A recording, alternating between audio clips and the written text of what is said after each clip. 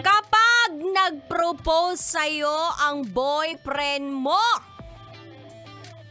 sasagot ka ba ng yes?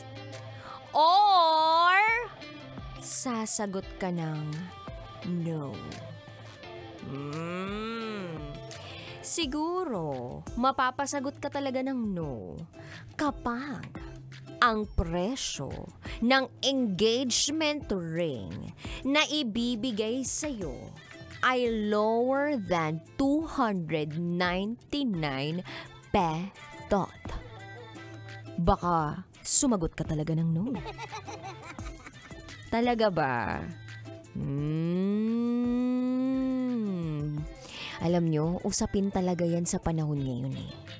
Kailangan ba na mahal ang engagement ring kapag mag-aalok ka ng kasal sa babaeng minamahal mo?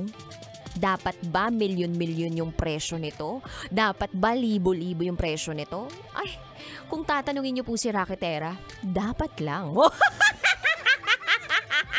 Hindi po ako magpapaka-plastic. Siyempre, may mga pangangailangan din tayo. Kailangan natin ng pangsangla kung sakaling hindi talaga kayo ang magkakatuluyan. Kailangan may maibibenta ka kung hindi kayo magkakatuluyan. Charot lang with Harot. In fairness naman so usapin po ngayon sa social media at malamang sa malamang pinag-uusapan po ito sa mga kung saan-saang lugar, sa opisina, sa tambayan at kung saan-saan pa yung nagreklamo sa social media na bride-to-be or na girlfriend na binigyan daw ng engagement ring ng boyfriend na nagkakahalaga lamang ng 299 pesos. Sa iba't iba po ang saloobin ng mga kabisyo natin out there tungkol sa issue na ito. Kasi ang issue, ma-hurt ka ba kung 299 pesos lang yung kayang bilhin ng boyfriend mo para sa iyo at ibigay sa iyo as an engagement ring? Ako, naniniwala po ako na depende yan sa financial capability ng isang tao. At kung matagal na kayo at alam mo kung paano kumilos gumalaw ang jowa mo, ang partner mo, ang soon-to-be wife or husband mo, dapat, kung magkano man yung ibibigay mo o kung ano man yung item na ibibigay mo, naaayon naman doon sa financial capability mo. Kumbaga, kung yung lalaki sumasahod ng 100,000 petot kada buwan, ay, imposible namang hindi siya makabili ng libo-libong engagement ring. Kung ang isang lalaki ay sumasahod naman ng sabihin natin 20,000 petot kada buwan, well, imposible pa rin na hindi niya mapag-ipunan na makapagbigay ng engagement ring na kahit papano merong halaga. Pero, sabi nga ng ibang mga tao, wala naman sa presyo yan. It's the thought that counts. Pero tatandaan niyo po na kapag ang isang tao ay nag-alok ng kasal sa isang babae, sa ibang tao, baka mamaya sabihin ninyo gender bias tayo dyan. Kasi may iba na babae yung nag-alok sa lalaki. Sige, kahit ano na gano'n. Pero eto na lang isipin ninyo. Ang pagtataguyod, pagbuo ng pamilya ay hindi po biro sa panahon ngayon. Kaya nga tingnan nyo si Raketera, wala pang pamilya ngayon kasi iniisip ko pa lang yung tuition fee na magiging anak ko, nai-stress na ako.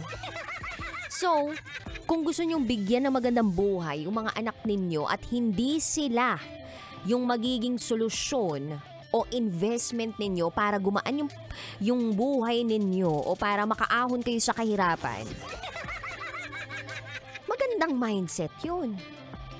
Na iisipin yung maigi yung bubuuin ninyong pamilya. Na kung ngayon pa lang hindi capable yung lalaki sa pagbigay sa'yo ng mga mamahaling bagay, or sabihin natin na kahit papano may halagang bagay, what more kapag kayo ay mag-asawa na? paano na lang mabubuhay yung mga anak ninyo? Of course, it's a teamwork. Pero, again, it matters. It matters. So kung tatanungin niyo po ako uli, kung magrereklamo ako sa 299 pesos na engagement ring kapag binigyan ako ng gano'n ng boyfriend ko, magrereklamo talaga ako. Kasi syempre alam natin yung financial capability ng boyfriend ko. Gano'n. Tapos ang mga linyahan dapat natin, dapat yung ibibigay mo sa akin, yung hindi ko kayang kitain basta-basta, ganun. Ganda yarn. Well, it's up to you naman, Kalvisyo, kung ano talaga yung sineset mong standards para sa sarili mo at kung gaano ka-okay sa'yo yung dynamics na gano'n na okay lang kahit wala masyadong value, basta ang mahalaga, nagmamahalan tayo, save na lang natin yung pera natin sa mas mahalagang bagay, sa bahay, sa lupa, or whatever. Basta nagkakaintindihan kayo, nagkakaunawaan, then so be it. Ituloy ang kasal. Pero tatandaan ninyo, ang annulment, mahal din yan. So pag-isipang maigi ang kasal bago magpasakal. Ay, magpakasal pala. Anyway, 3 to 5 p.m. tayo magkakasama ngayong araw na Itetsua. Kapiling ang babaeng naniniwalang hindi man ako palaging may pera. At least palagi naman akong maganda. This is me, the one and the only DJ Rocketera.